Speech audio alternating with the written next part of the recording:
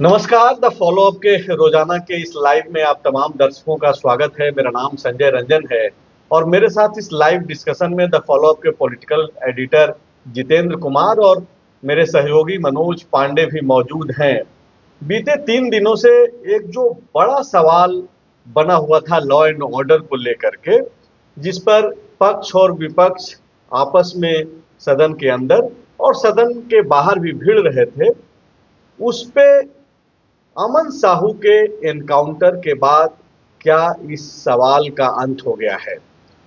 क्या इस सवाल का जवाब मिल गया है, या फिर जिस तरीके से एनकाउंटर हुआ और पूर्व मुख्यमंत्री चंपई सोरेन ने बीजेपी से अलग राय रखते हुए सीबीआई जांच की मांग कर दी और इस मसले पे ऐसा लग रहा है कि बीजेपी में ही इस मुद्दे पे दो फाड़ की स्थिति बनी हुई है, तो क्या यह माना जाए कि एनकाउंटर पे हो रही बातचीत के दौरान कई सारे जो बिंदु हैं उस पे भी बातचीत करने की आवश्यकता है? सरकार अपनी पीठ थपथपा रही है और एक संकेत अगर कहें बयानों के जरिए, तो सरकार यह प्रयास कर रही है कि अमन साहू जो गैंगस्टर था जो आज मारा गया, इसके जरिए एक संदेश बाकी के दूसरे गैंगस्टर, खास करके जो उत्तरी छोटा नागपुर में जो हालिया घटनाएं बढ़ी हैं, एक डीजी एनटीपीसी के जो डीजीएम कुमार गौरव की जो हत्या हुई और उसके बाद जो है कई तरीके के सवाल खड़े होने लगे, उस पे जो है तरह तरह की बातचीत हुई। तो आज हम लोग इसी मुद्दे पे बातचीत करेंगे और समझने की कोशिश करेंगे कि क्या हेमंत सोरेन की सरकार ने इस एनकाउंटर के जरिए यह स्पष्ट कर दिया है कि अपराधियों के साथ किस तरीके से सुलूक किया जाएगा। झारखंड में इस एनकाउंटर के बाद हेमंत सोरेन के साथ साथ मुख्यमंत्री योगी आदित्यनाथ जो यूपी के मुख्यमंत्री हैं, उनकी भी चर्चा हो रही है। उनकी कार्यप्रणाली से हेमंत सोरेन की को जोड़ा जा रहा है, तुलना किया जा रहा है। तो इन तमाम तरीके के बिंदुओं पे जो है हम लोग बातचीत करेंगे और समझने की कोशिश करेंगे कि आखिरकार जो चंपई सोरेन ने एक अलग राय रख दी है, अलग बयान सा दे दिया है और जिससे भाजपा ने खुद को किनारे भी कर लिया है, उसके पीछे की क्या वजह हैं। और पहला सवाल तो यही है कि क्या ये जो एनकाउंटर हुआ है और जिस तरीके से इसको लेकर के बातचीत हो रही है पूरे स्टेट भर में, वैसे तो इस मसले को लेकर के पूरे देश भर में चर्चा हो रही है, तो क्या यह माना जाए सर कि अब जो लॉ एंड ऑर्डर का मसला था वो खत्म हो गया? नहीं, सिर्फ अमन साहू की मतलब हत्या या मौत के बाद लॉ एंड ऑर्डर सुधर गया ऐसा तो बिल्कुल नहीं मान सकते हैं। इस तरह के दर्जनों अपराधी हैं, गैंगस्टर हैं, गैंग चलाते हैं।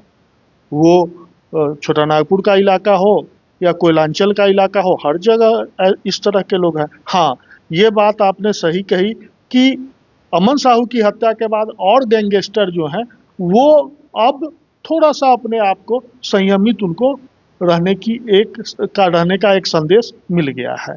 और हमको लग रहा है कि जिस तरह से पिछले कुछ महीनों और में अपराध की घटनाओं को लेकर विपक्ष और आम जनता में भी ये मतलब मैसेज जाने लगा था कि सरकार लॉ एंड ऑर्डर पर काबू नहीं पा रही है, तो इस एक घटना से थोड़ा सा एक सुकून सरकार को भी मिला है और लोगों में भी विश्वास जम सकता है कि हाँ, सरकार अब अपराधियों के विरुद्ध कार्रवाई करने लगी है। तो क्या यह माना जाए कि एनकाउंटर ही एकमात्र उपाय है जिससे सरकार और जनता के बीच यह मतलब आपस में समन्वय बने, कि विश्वास बने कि काम हो रहा है, लॉ एंड ऑर्डर को काबू में रखा जा रहा है? देखिए, तो ये यही एक व्यवस्था एकमात्र है। देखिए, इनकाउंटर शब्द तो बड़ा अपने आप में एक अनूठा शब्द है। अब इनकाउंटर का मतलब ये है जो मुठभेड़ में अपराधी मारा गया। अब यहाँ पर वो रिटेलिएशन में, अब यहाँ पर इनकाउंटर कैसे हुआ, क्यों हुआ है? देखिए, एक अपराधी के मारे जाने पर अमूमन आम लोग मतलब खुश होते हैं और सरकार जो उससे परेशान रहती है वो भी खुश होती है। लेकिन अब इनकाउंटर के बाद मतलब दूसरे अपराधी अपने आप को मतलब बिल्कुल संयमित कर लेंगे, ऐसा अभी हमको नहीं लग रहा है।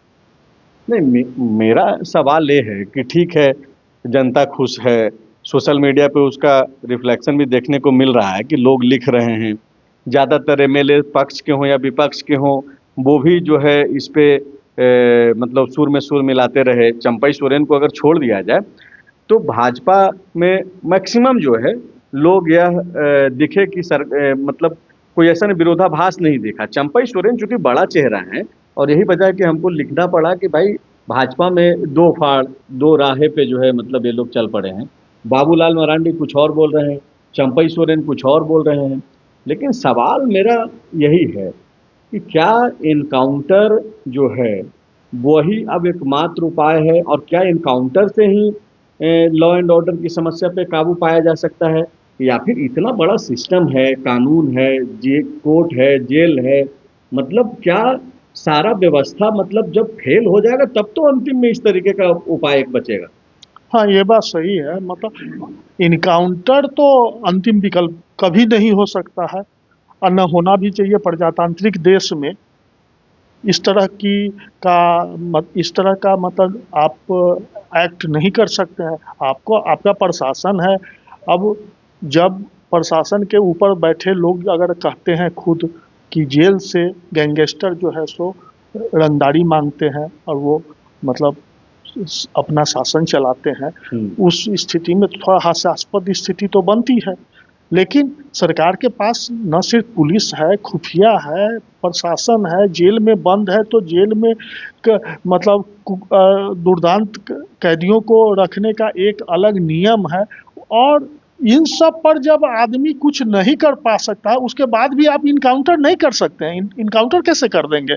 इनकाउंटर तो तब होगा जब अपराधी किसी जगह छुपा है या मतलब वो आपसे भिड़ने का कोशिश कर रहा है। तो वही बताया गया है। अब ये तो ऐसा ही होता ही रहा है और आप उसको मतलब अपने ढंग से उसको प्रमाणित नहीं कर सकते हैं। जो पुलिस बोल रही है उसी को अभी मानना होगा और इस विषय पर जब जांच होगी तो अंतिम खुलासा होगा जो कैसे उसकी। हालांकि इस मसले पे हेमंत कैबिनेट के जो उनके सहयोगी हैं मंत्री सुदीप कुमार सोनू, वो आज की सदन की कार्यवाही शुरू होने से पहले मीडिया से मुखातिब हो रहे थे, क्योंकि सबसे बड़ा मुद्दा आज के डेट में वही बन गया। तो उस पर उन्होंने भले ही यह संकेत स्पष्ट दिया सरकार की तरफ से कि बाकी के जो गैंगस्टर हैं वो जगह पकड़ लें या फिर उनके साथ भी अगर कंट्रोल नहीं हुए या फिर नहीं सुधरे तो इस टाइप का होगा। माने मोटा मोटी उनका यही भाषा था, यह शब्द भले ही दूसरा हो, लेकिन उन्होंने एक चीज कहा कि मतलब जांच कराई जाएगी जो विभागीय जो ऐसा है। तो इस टाइप के मसले पे तो अमूमन जांच होती ही है, तो जांच होगी। हाँ, और जांच के नाम पे वो जो स्क्रिप्ट है वो पास होते रहा, यहाँ भी हो जाएगा। नहीं, कोई भी सरकार जांच से देखिए किसी भी सरकार को जांच से कोई परहेज नहीं होता है। वो जांच कराने के लिए 24 घंटा तैयार बैठती है। जांच तब सरकार के लिए हेडेक बनता है। इस जांच को अगर सीबीआई अपने टेकअप कर ले, जो इस सरकार के परिधि से बाहर की एजेंसी है, तब और सरकार भी वो डबल इंजन वाली नहीं है, तब तो यूपी में चलेगा। यूपी में डबल इंजन की सरकार है। तो यहाँ जांच से सरकार को कोई परहेज नहीं है। पुलिस जांच करेगी, पुलिस जांच में जो सही होगा वो सरकार के सामने लाएगी, सरकार भी उसको मान लेगी। अलग अलग तरीके से जो लोग हैं अपनी अपनी बात रख रहे हैं। ज़्यादातर लोग ताली ही पीट रहे हैं और इसकी गूंज जो है सोशल मीडिया पे भी दिखाई पड़ रही है, नेताओं के बयान में तो है ही है। पांडे जी, तब जबकि बीजेपी के लोग भी ताली ही बजा रहे थे, नेता प्रतिपक्ष बाबूलाल मरांडी ने बाकायदा एक ताली बजाने का मतलब है कि सुर में सुर मिलाया, बोला कि नहीं ठीक है। लेकिन चंपई सोरेन फिर क्यों अलग राह पकड़ लिए? मतलब क्या, मतलब सब कुछ ठीक है या इस बहाने वो कुछ और बताना चाह रहे हैं, संदेश देना चाह रहे हैं? नहीं, सबकी राय अलग अलग है। कोई पार्टी का राय तो इसमें कोई पूछा नहीं गया। पार्टी का राय सबका अलग है, विधायकों की राय अलग होती है। जो पूर्व सीएम है उनके विधायकों के भी एक नेता चुने गए हैं, उनसे नहीं हर कुछ कोई पूछ के बयान देता है क्या? उनको लगा कि मैं पूर्व मुख्यमंत्री हूँ, ऐसा नहीं होना चाहिए था। इसलिए उन्होंने दिया। बाबूलाल ने कहा कि गुंडों का यही हर्ष होगा, तो उनका बयान था। अमित यादव ने कहा कि पहली बार लगा हिम्मत है तो हिम्मत है। तो ये तो अपनी अपनी राय है। बाबूलाल जी एक दिन पहले पूछ रहे थे कि क्या यही हिम्मत हाँ, है तो हाँ। हिम्मत है। तो आज अमित यादव ने कहा कि 5 साल बाद लगा पहली बार। तो सबका एक्सप्रेशन वे अलग है। कोई इनकाउंटर को जायज मतलब जायज चाह रहा है, पुलिस इसको इनकाउंटर नहीं बोल रही है। पुलिस तो बोल रही है कि भाई ये भाग रहा था। रिटेलिएशन हुआ, गाड़ी आ रही थी, उनके गुर्गों ने बम फेंका, उनको छुड़ाने का मकसद था। वो गाड़ी से उतरा, हथियार लेकर भागने लगा। जब उसके पीछे पुलिस दौड़ी तो उसने फायर किया, जिससे एक जवान जख्मी हुआ। और रिटेलिएशन में आत्मरक्षार्थ हेतु पुलिस ने गोली चलाया, वो मारा गया। ये कहानी है। अब इसका देखिए, कोई भी पुलिस सिंह चाहे किसी भी स्टेट का आप देखेंगे तो शुरुआती दौर में ये अब तक का सबसे अचूक उपाय है क्राइम को थोड़े देर के लिए ठंडा कंट्रोल करना। चाहे आप रांची में जब घटना घटी होगी, आप याद होगा पंजाब स्वीट हाउस के परिजन का जब अपहरण हुआ था, तब भी पुलिस ने मार के गिरा दिया था। मतलब ये उपाय है कि सिस्टम को का हार जाना दिखाता है। इतना बड़ा सिस्टम है पांडे जी, आप इसको उपाय कैसे आप बोल सकते हैं? इसलिए इसको तो ऐसे देखा जाना चाहिए कि यहाँ पे आदमी जाकर के पूरी सिस्टम जो है हार मान ली, मतलब एकदम कि अब लग रहा है सिस्टम को कि कुछ कर ही नहीं पाएंगे। इससे बढ़िया है कि सीधे इसको इस रूप में ले जाए। पुलिस अब आमतौर पे मैंने कई लोगों का जो सीनियर आईपीएस रहे हैं उनसे जब डिस्कशन करता हूँ तो उनसे पूछते हैं कि नियम क्या है। नियम यह है कि हम क्रिमिनल को पकड़ते हैं, पीड़ित और गवाह को कोर्ट में पेश करते हैं। नियम तो आपको भी है, आप भी बंदूक चला सकते हैं, आत्मरक्षा के नाम पे आप गोली चला दीजिए। हाँ, पर आपके पास आर्म्स लाइसेंस होना चाहिए। हाँ बिल्कुल, ठीक है, लाइसेंस होना चाहिए। और पुलिस के पास जो मिलता है वो कहा जाता है कि वो उनको ऑलरेडी सरकार का ये है, उनको लाइसेंस की जरूरत नहीं होती। तो अब रही बात कि पुलिस कहती है कि हम इनके गवाह इनके विरुद्ध ले जाते हैं। डर खौफ इतना है, हर आदमी के पीछे तो एक पुलिसिंग नहीं हो सकता है, तो हॉस्टाइल हो जाता है गवाह। कई बार जाते हैं कोर्ट में, कोई उपाय नहीं निकलता। और जब हमारा उसको क्या कहे, एकदम दृढ़ विश्वास होता है, तो यही आग जला के आग बुझाने का काम हर स्टेट में हुआ है। आप इसको गलत बोलिए सही बोलिए, पर यही तरीका चला है। जब यहाँ डॉक्टर अजय जब एसपी थे जमशेदपुर के, वो भी इसी तरीका को अपनाए। यूपी में इसी तरीके को, नीतीश कुमार की सरकार ने इसी तरीके को, साउथ में भी इसी तरह जब जब क्राइम बढ़ा है। अब यह है कि यह सही है या गलत है। लेकिन याद किया जा रहा है योगी मॉडल। वो नया नया आए हैं इसलिए। एक सवाल यहाँ पे मेरे जहन में आ रहा है कि तो क्या ये माना जाए कि चूंकि योगी मॉडल इस कदर से चर्चा में है इस मामले को लेकर के, इनकाउंटर जैसे चीज़ों को लेकर के, इसलिए भी बीजेपी और बाबूलाल मरांडी या फिर कई विधायक जो बीजेपी के हैं वो इस पे कुछ दूसरा स्टैंड नहीं ले पा रहे हैं, क्योंकि जैसे ही कुछ बोलेंगे तो तुरंत से एक तो इनको आईना दिखा दिया जाएगा कि देखिए यूपी चले जाइए, आपकी सरकार है वहाँ। देखिए, आग को आग से बुझाना और फैसला ऑन द स्पॉट करने की जो कला है ना, या जो भी आप कह ले, इसको नाम दे दे, इसको आप जायज नहीं ठहरा सकते। लेकिन ताली बजती है इसी में सबसे ज्यादा।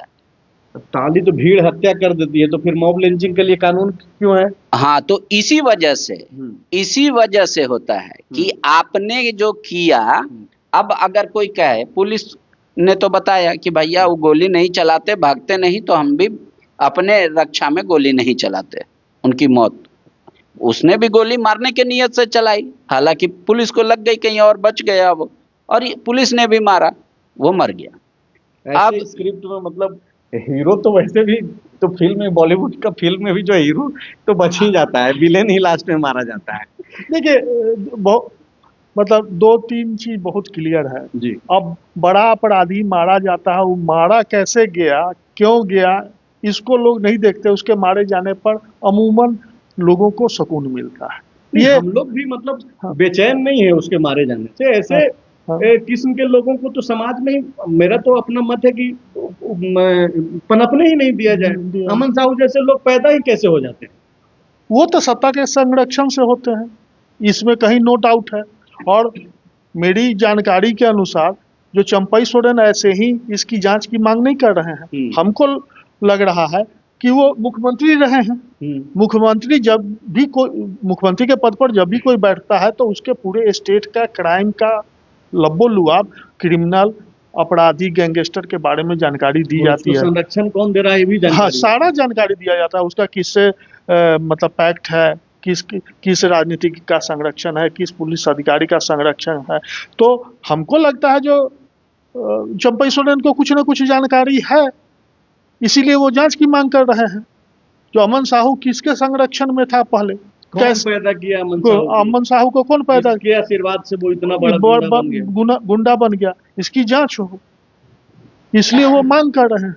लेकिन इन सारे सवालों पे तो विराम लग गया एक तरीके से।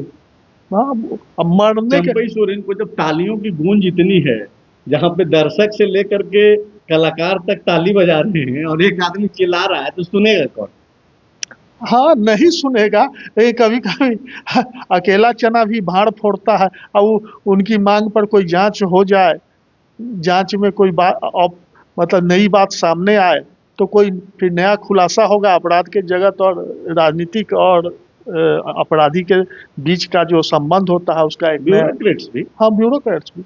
बिना ब्यूरोक्रेट्स के मदद से ऐसे थोड़े कोई जन्म ले रहा है। नहीं, बिल्कुल नहीं। ब्यूरोक्रेट्स, पुलिस के बड़े अधिकारी का, इस तरह के गैंगस्टरों में पुलिस के बड़े अधिकारियों का भी संरक्षण मिलता है, साथ मिलता है। कभी कभी तो मतलब पुलिस ही इस तरह के गैंगस्टर को पैदा करती है। और खास करके उन इलाकों में जहाँ पे खनिज संपदा ज्यादा है। हाँ, यहाँ पर कांटे से कांटे निकालने का काम बहुत पहले से होते रहा है और पुलिस भी करती है। फॉर्मेट एक तरीके से है, मतलब आप इसको संवैधानिक बोलिए, असंवैधानिक बोलिए, नैतिक बोलिए, अनैतिक बोलिए, ये चलते रहा है।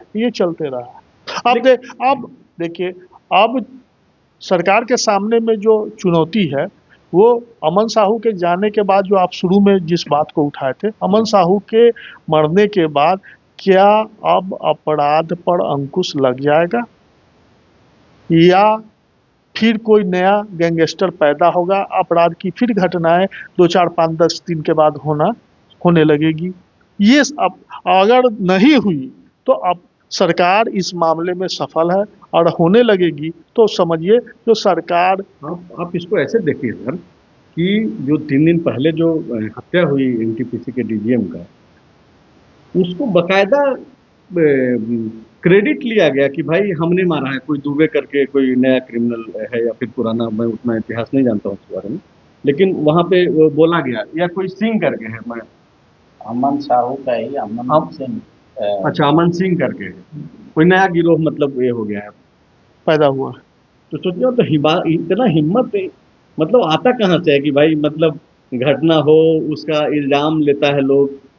देखिए, हमको तो आपराधिक घटनाओं, अपराध से बहुत संबंध नहीं रहा है, लेकिन अपराध से संबंध तो मेरा भी नहीं, मतलब खबरों के दृष्टिकोण से। लेकिन ऐसा हमने देखा है कि अपराधी जब कोई घटना करते थे तो वो अखबार और मीडिया के दफ्तरों में फोन कर बताते थे जो आप हमारे नाम को छापिए, ताकि सेंसेशन फैले और आतंक पैदा हो और उसका रिटर्न उन्हें दूसरे रूप में मिले, स्थापित हो, कमीशन का खेल हो। तो जो अमन सिंह हो या कोई हो, अगर वो इसका क्रेडिट ले रहे हैं तो हो सकता है उनका एक यह भी नजरिया हो, यह भी उद्देश्य हो। लेकिन इन तमाम चर्चाओं के बीच जो है, ठीक है कि स्क्रिप्ट सही है, बुरा है या फिर रिपीटेड है, लेकिन इतना तो है कि हेमंत सोरेन की जो सरकार है वो आज राहत ले रही होगी कि चलो ठीक है भाई, वो बाबूलाल जो कल तक पूछ रहे थे कि क्या हेमंत है, तो इन्हीं अपराधियों को हिम्मत है, और उन्हीं का आज विधायक जो है बोल रहा है कि नहीं देखिए, हेमंत है तो हिम्मत तो है। हाँ बिल्कुल, सरकार तो राहत की सांस लेगी ही कि जिस गैंगस्टर का नाम आप टॉप लिस्ट में था, अगर वो अब नहीं रहा इस धरती पर, तो सरकार तो राहत की सांस लेगी, पुलिस भी राहत की सांस लेगी, क्योंकि इनके नाम पर भी तो कई तरह के एक्सटॉर्शन, कई तरह की धमकी के पैसा पहुंचा, गोली चला देंगे, गेट पे गोली मार देना या पहले धमका देना, तो निश्चित तौर पे सरकार के लिए राहत का विषय है, इसमें कहीं नहीं है। आप याद कीजिए कुंदन पाहन की गिरफ्तारी भी उसी तरीके से ली गई। लेकिन एक पूरा आप जब नरेशन देखेंगे तो भाकपा माओवादी को छोड़ के जो छोटे छोटे स्प्लिंटर ग्रुप बने उसमें भी कई तरह के आरोप लगे कि किसने उसको खड़ा किया, चाहे वो टीपीसी हो, जेएलटी हो, इस तरीके का। तो इस तरीके से किया गया। अब रहा बात कि ठीक है आपने मुखिया को तो मार दिया, लेकिन उनका जो पूरा जो गैंग के मेंबर हैं वो क्या चेन में, एक सर्किल चेन में थे, एक टूट गया तो अब कोई दूसरे को संपर्क नहीं करेगा, मतलब साइकिल टूट गया, ऐसा तो होता नहीं है। लेकिन हाँ, जैसे वो फोन करके या सोशल मीडिया पर अपराधी लिखता है कि मैंने करवाया हत्या या मैंने किया है हत्या, तो वो जब दहशत लोगों में फैलाने की कोशिश करता है या अपने टारगेट क्लाइंटों के बीच जिनसे उनको आगे पैसा लेना है, तो पुलिस ने भी एक इसी तरीके का काम किया। उसकी हत्या हो गई तो उनके जो बाकी मेंबर हैं उन तक भी मैसेज चला गया कि पुलिस अब सिर्फ धर पकड़ वाला काम में नहीं रहेगी, रिटेलिएशन होगा, ठीक है, इधर से करोगे तो उधर से। हाँ, तो ये इस तरीके से मैसेज जाता है। और मुझे जहां तक याद है, मैंने तो शुरुआत ही की क्राइम रिपोर्टिंग से, इसका असर कुछ महीनों तक दिखता है। चाहे वो आप परवीन सिंह का टाइम देख ले, या अगर, चूंकि मैं हालिया उदाहरण इसलिए दे रहा हूं दर्शकों को कि ताकि समझ में आ जाए, नहीं तो उससे पहले जो तमाम अशोक सिंह वगैरह जो बता रहे थे कि सर ऑफिस अखबार में फोन करके लोग कहते थे, तो उस समय प्रेस रिपोर्टर जो बाकायदा मिल के भी कहता था। अब फोन करके कहने का छोड़ लीजिए, मतलब जो दुर्भाग्यपूर्ण स्थिति ही है, सिर्फ झारखंड की बात छोड़ दीजिए। हालांकि जिस व्यक्ति का नाम लेने जा रहे हैं, लॉरेंस बिश्नोई का, जिसके साथ अमन साहू का शायद कनेक्शन भी था, एक स्टोरी भी अपने यहाँ लगी है, सुबह में सनी सरद ने जिक्र भी किया था उस लाइव में। आप देखिए कि लॉरेंस बिश्नोई जेल में बैठ के टीवी चैनल को इंटरव्यू दे रहा है। इसी देश में मतलब ये सब संभव है कि एक क्रिमिनल मर्डरर जेल में बैठा हुआ है और वो इंटरव्यू दे रहा है और लाइव चल रहा है, तो कुछ भी हो सकता है। तो इसीलिए ना, इसी तरह का उपाय लॉरेंस बिश्नोई के मामले में भी मांग उठने लगी है, देश में उठ रहा है कि ये जेल के अंदर से वो कैसे मतलब पूरे अपने अपराध जगत को संचालित कर रहा है।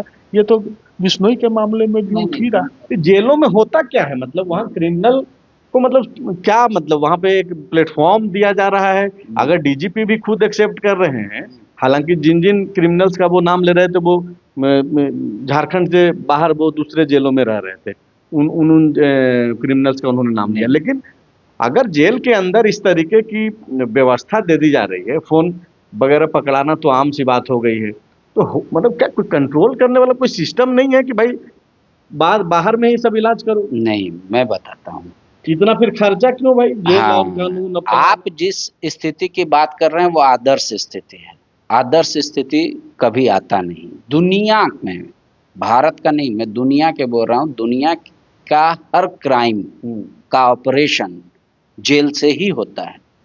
जो पुलिस, चाहे वो झारखंड पुलिस हो, बिहार पुलिस हो, यूपी पुलिस हो, तेलंगाना पुलिस हो, हैदराबाद पुलिस हो, साइबराबाद पुलिस हो, नोएडा पुलिस हो, जो केस अनसॉल्व रह जाता है कि भाई इसका कोई क्लू ही नहीं मिल रहा है, कौन मारा, क्या किया, नहीं किया, तो पुलिस उस समय जेल में जाती है और वहां क्रिमिनलों से जो उनका अपना नेटवर्क रहता है उनसे पूछती है, तो वो एकदम सटीक इंफॉर्मेशन दे देता है। अब होता क्या है आप समझिए, अब जेल क्या है, आदर्श मतलब ये कोई नियम कानून नहीं है, व्यवस्था है। हाँ, व्यवस्था, कैसे काम करना है। नहीं, आप देखिए, आप आज तक जिसने भी, चाहे दुनिया का सबसे सुरक्षित जेल हो उसको भी तोड़ कर निकले हैं। दुनिया का सबसे ज्यादा सुरक्षित, वहां पे 14,000 वोल्ट का तार से घेरा हुआ है और मतलब सुरक्षित कुछ नहीं। हाँ, तो अब वैसे अगर आप देखें कि सजा या उससे, तो एक आदमी पे एक से ज्यादा सजा नहीं होती। अगर जेल सुधार का स्थिति होता,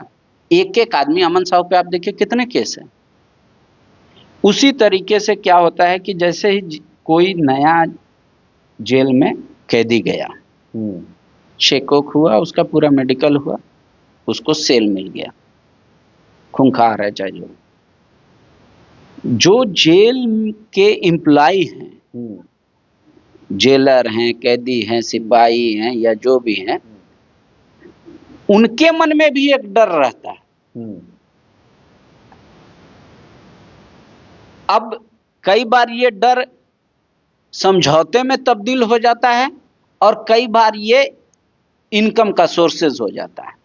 अब आप समझिए कि बात यही है, एक ही जेल में कोई आदमी, गरीब का आदमी जब जाता है तो उसको सूखी रोटी दाल भी मिलेगा प्रॉपर, ये इसकी गारंटी नहीं कोई दे सकता, क्योंकि तब तक पिज्जा भी मिल रहा है। नहीं। अगर कोई दमदार कैंडिडेट गया तो वो रेडिसन ब्लू का खाना भी पर डे मंगा के खाएगा, पैसा है तो। हाँ, तो वहां क्या है कि एक व्यवस्था क्रिएट हुआ। क्यों? क्योंकि डायरेक्ट जो जेल होता है, चूंकि हमारे देश में ये सिस्टम, कानून जब संविधान बना तो हमारा देश में क्या होता है कि कई लोग अब कहते हैं कि कैसे एक के बाद एक इतनी घटनाएं होती है, 100 केस हो, 200 6 महीना जेल में रहता है, फिर आ जाता है, फिर चला जाता। हमारा देश का संविधान जब बना और आईपीसी सीआरपीसी बन रहा था तो उस समय ध्यान में यही रखा गया कि भले ही 100 अपराधी छूट जाए तो छूट जाए, एक निर्दोष को सजा नहीं होनी चाहिए।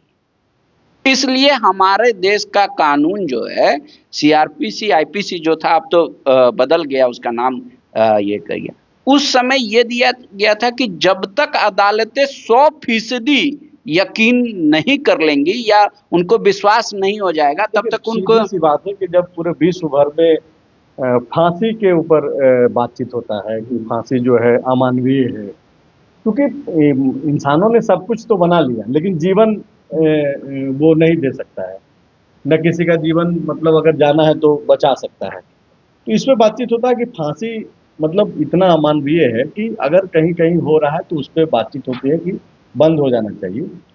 वैसे वक्त में एनकाउंटर को लेकर के ये जो तालियां बज रही हैं तो उस पर बातचीत तो होनी चाहिए। और आप देखिए कि बातचीत क्यों होनी चाहिए, दर्शकों का जाहिर सी बात है अलग अलग राय होगा जो देख पा रहे होंगे। आप देखिए कि जिस पुलिस पदाधिकारी का की जो तस्वीर सोशल मीडिया पे वायरल हो रही है, नाम पीके सिंह बताया जा रहा है और बोला जा रहा है कि इन्होंने ही एनकाउंटर किया। अब इसको लेकर के दावा तो अभी तक आधिकारिक तौर पे नहीं आया है लेकिन चर्चा है। लेकिन आप देखिए कि उसी पीके सिंह का 2 से 2.5 साल पहले मुझे याद है कि धनबाद से एक फ़ोन कॉल आया था। और चूंकि दर्शकों का तो फ़ोन जो आपसे जुड़े हुए हैं या फिर जिनको लगता है कि फॉलो अप पे अगर हम जाएंगे, कुछ बातचीत करेंगे, अपनी दर्द में साझा करेंगे तो वहाँ पे कोई रास्ता निकल सकता है। तो वहाँ पे मामला कुछ था, कोई एक मृतक था, उसका परिवार जो है जहाँ पे मृतक पहले जो है जहाँ पे नौकरी करता था, परिवार के लोग मुआवजा मांगने के लिए गए थे और उस परिवार के साथ मतलब इतनी भद्दी भद्दी गालियां जो है, जिनको आज हीरो माना जा रहा है पीके सिंह को, वही पीके सिंह गाली गलौज कर रहे थे, माँ बहन की गालियां, मतलब ऐसे सब जिसको आप चला नहीं सकते थे उस पर आप बीप लगा करके आपको चलाना पड़ता और मतलब तुमको ये कर देंगे वो कर देंगे। उस दौरान सस्पेंड भी हुए और आज उनको एनकाउंटर स्पेशलिस्ट बताया जा रहा है। तो आप देखिए कि ठीक है, इनका तो भाई वो नेचर है, अपराधी को गोली मार रहे हैं, ठीक है। अगर उस पे जो मामला चल रहा है किस तरीके से वहां पे घटनाक्रम हुआ वो तो जब जांच होगा तो सब कुछ स्पष्ट होगा, अगर जांच होती है तो। लेकिन बात है कि अगर प्रशासन अगर इसी तरीके से काम करने लगेगा तो फिर आम आदमी के साथ भी ट्रीटमेंट धीरे धीरे वैसे ही होगा। जैसे 2 साल पहले जिसके साथ ट्रीट कर रहे होंगे इस थाना में भी वैसे ही ट्रीट करते होंगे, सस्पेंड जब हुए थे तो वैसे ही हुए होंगे। हाँ, अब ये तो देखिए, जो आप बोल रहे हैं, कह रहे हैं, ये जांच में ही स्पष्ट हो सकेगा। और जब तक जांच नहीं होती है, कोई तथ्य सामने नहीं आता है, उससे पहले हम हो, आप हो या कोई हो, वो अब किस तरह का ये स्ट्रेटजी बना के उसकी हत्या हुई, इनकाउंटर हुआ, वो भाग रहा था, उस दौरान गोली चलाया, पुलिस इधर से गोली चलाई, वो जाके लगा, वो मर गया, पुलिस के कोई जवान नहीं मरे। तो ये सब तो अंतिम जो जांच से रिपोर्ट आएगी उसके बाद ही हम तथ्यात्मक रूप से कुछ मतलब मानना तो वही पड़ेगा। जी हाँ। लेकिन जो मनवाया जा रहा है उस पे मेरा सवाल है, जो अभी से ही मनवाया जा रहा है। ये एक परंपरा रही है, वही जो शुरू में बोले, जो अपराधी कि हत्या हो, इनकाउंटर हो, जानबूझ के मारा गया हो या मुठभेड़ में मारा गया है। अपराधी के मरने के बाद पुलिस, सरकार और आम जनता, व्यवसायी थोड़ा राहत महसूस करते हैं। और यही स्थिति और अभी यही वजह है कि हम लोगों ने लिखा भी है कि राहत में हेमंत सरकार। तो आप भी राहत लीजिए। कल जो भी बड़ी खबर निकल करके आएगी उससे हम लोग हाजिर होंगे। आप लाइव में बने रहे, इसके लिए शुक्रिया।